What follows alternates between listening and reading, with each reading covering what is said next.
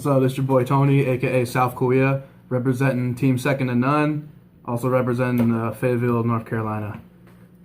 The deck profile I'm about to bring to you today has been taking the world by storm. Okay, it's considered one of the most powerful decks of Vanguard. Also considered one of the four horsemen of Vanguard. I'm talking, of course, the deck that everybody hates, you know, because they're full of demons, Bermuda triangles. That's what I'm talking about.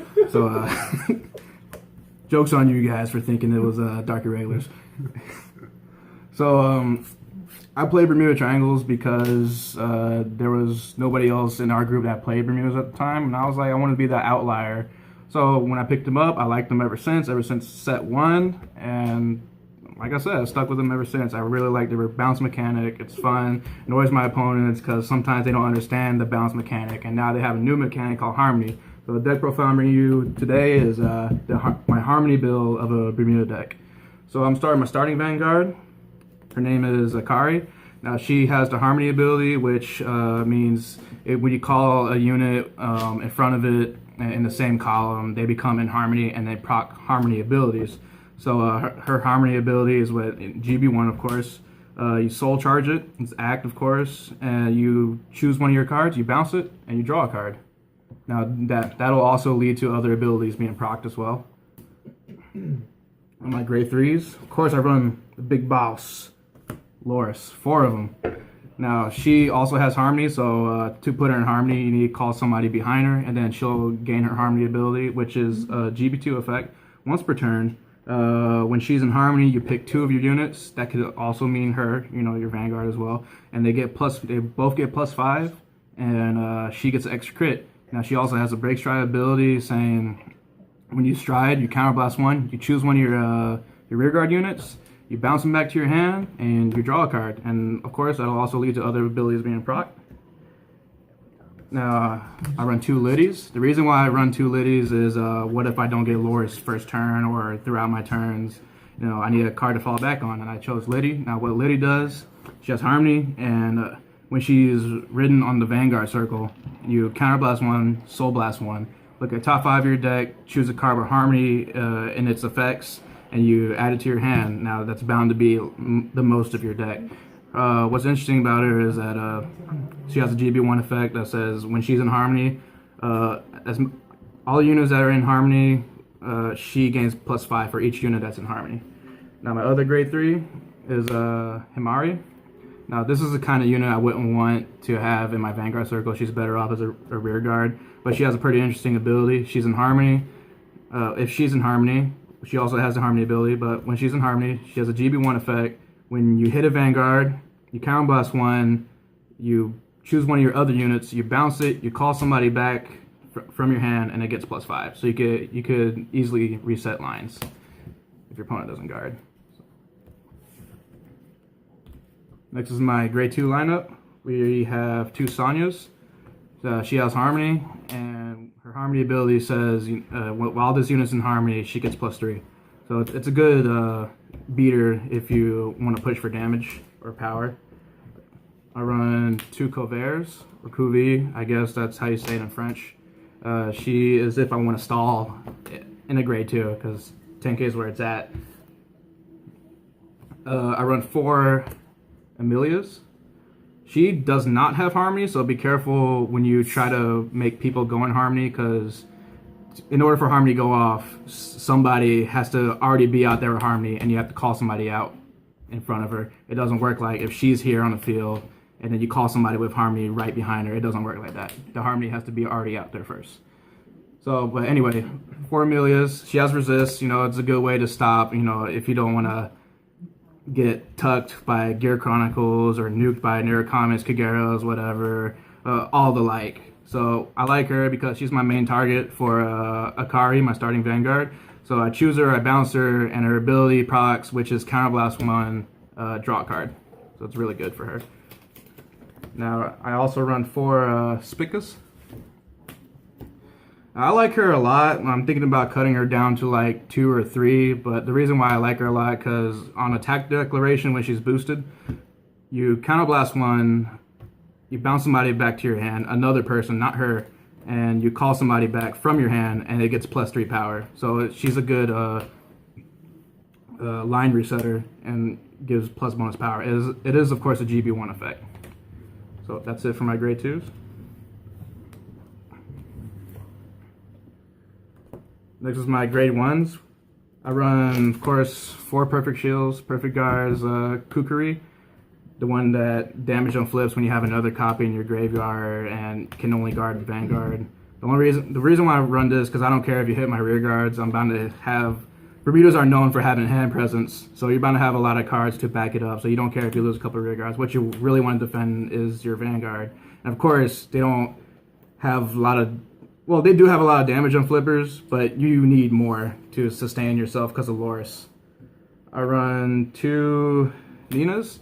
Now, she is grade 1 5k, Soul Blast 2, Counter Charge 2. You know, needs some damage on flippers to keep proccing effects. I run 2 Pumos. I like her. She's my tech in the deck. She makes Loris really good on defense.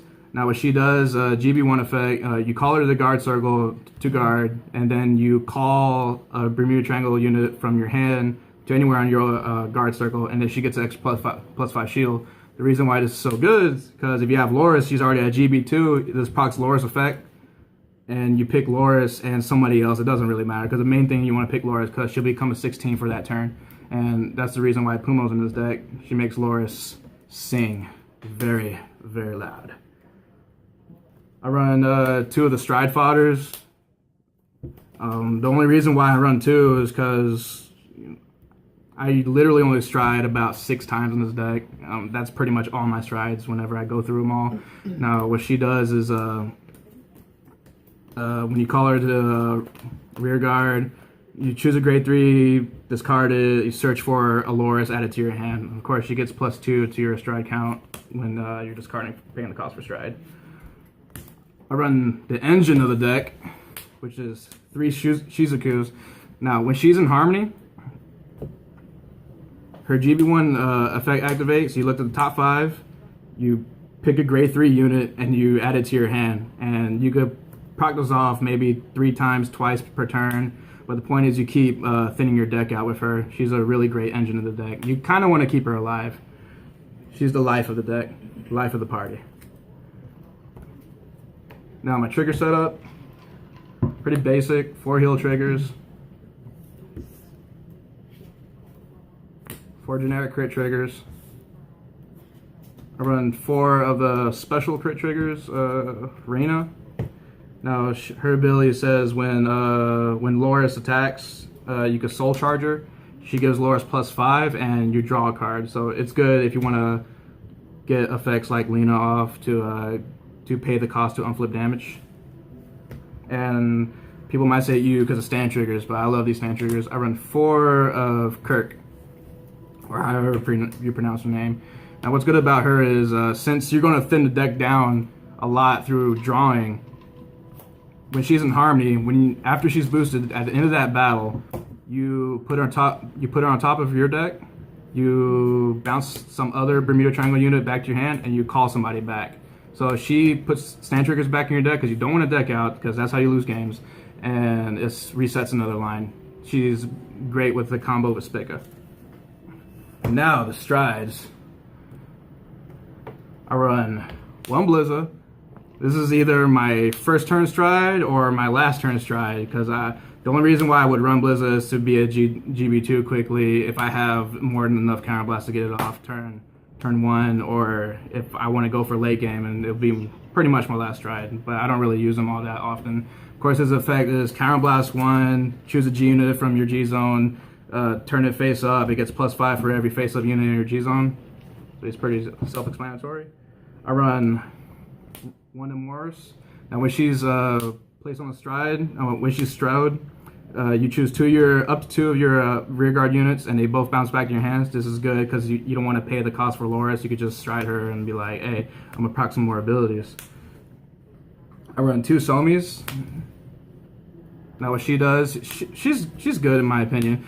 What she does when you hit somebody, if you manage to hit your opponent's Vanguard, you bounce one of your units, you call them somebody back out, and it gets +3. I run 2 because I usually use one of them to pay the cost for Blizza, so I usually just stride her just 1 time. And of course, the card that burns holes in people's pockets, but not mine, because mine made out of tungsten. We have 4 Olivias. She is super expensive. I don't want to talk about it. Now, what she does, when she's, not when she strikes, but when she attacks, you pay, you counterblast 1, you flip another one of her face up, and you bounce all your units back to hand. Well, you can if you want to. You could at least bounce 3, but 3 of those bounced units have to have different names. And when they have different names, she gets the extra ability. You call up to 2 more Bermuda Triangle units from your hand into open rearguard circles, and she gets the extra crit. And you could basically just get her off twice. And after that, it's just a constant crit of Dolores game. That's my Bermuda Triangle Harmony build deck profile. Hope you liked it. It's my go-to, and let me reiterate, I play it because nobody else played it at the time, and I stuck with them ever since. It's your boy Souf Kowea, aka also known as Tony, part of Team Second to None. I'm out.